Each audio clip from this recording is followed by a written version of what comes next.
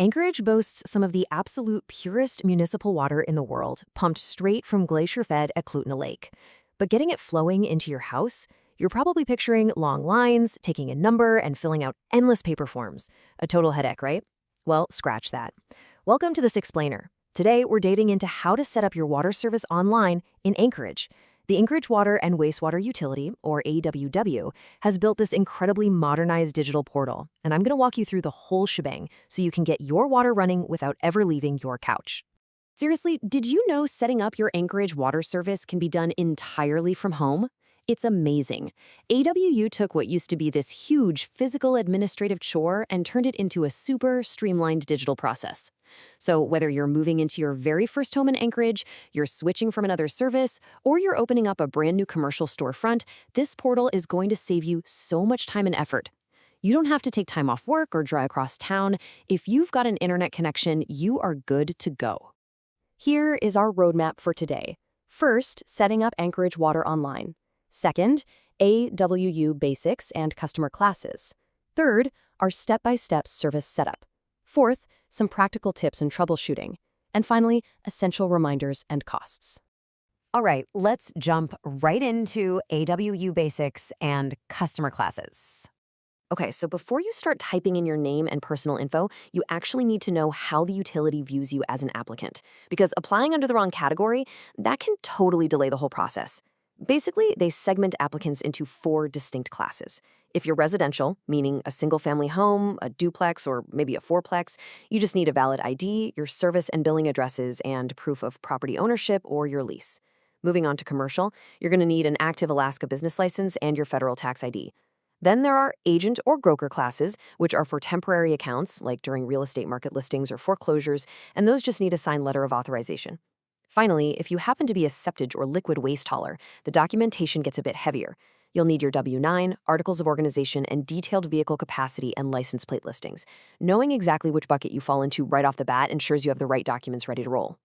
Now, speaking of documents, AWU requires certified proof of property ownership or a valid rental agreement. What counts?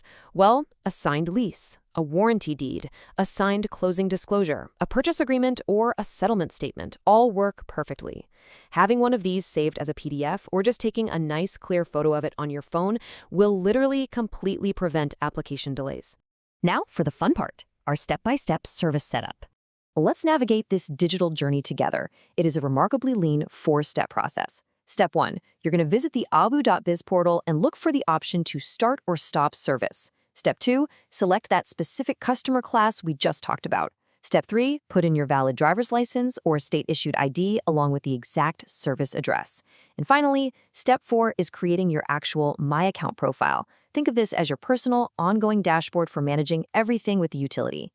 Let's zoom in a little closer on that final step. To actually finalize your online account creation, the system requires a few specific fields, and you absolutely cannot leave these blank. You'll need to create a username and a password, provide a valid email address, and enter your customer ID or account number. You might be wondering, what if I'm brand new and don't have a customer ID yet? No worries. Your initial application submission will generate the info you need. And often, a customer service rep will follow up with you within 2 business days, especially for those commercial applications. Once you have that My Account profile up and running, it unlocks what I honestly like to call your account superpowers. Because this isn't just about turning the water on, it's about making your life easier long-term. Through this secure portal, you can view all your bill statements electronically, check out your complete payment history to catch any weird spikes in usage, set up auto-pay so you never even have to think about a deadline, and go completely paperless. It is just a fantastic way to streamline things and keep a solid digital paper trail. Moving right along to practical tips and troubleshooting. Look, even with the best digital systems in the world, friction happens. The most absolutely crucial thing to remember when troubleshooting is figuring out the severity of your issue. If you're just dealing with standard online stuff, a password reset is failing or you're getting some annoying error code after hitting submit, you should email customerservice@allru.biz or just use the help form right there on the portal. But if you are dealing with a physical emergency, like a water main rupture or a severely flooded basement, that is a totally different story. Do not send an email. For real emergencies, AWU has a 24-hour response line. Write this down, 907-564-2762. And hey, if the whole digital route is just driving you crazy, or maybe you have some highly specific scenario you need to talk through, don't panic. There are robust offline support options and real humans ready to help.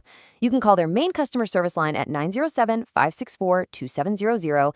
If you're old school, you can even fax your documents. Or you can just go visit them in person down at 3000 Arctic Boulevard. They're open Monday through Friday, 8:30 a.m. to 4:30 p.m. Just a quick heads up though, they do have delayed openings on Wednesday mornings at 9 a.m. for staff training, so definitely keep that in mind.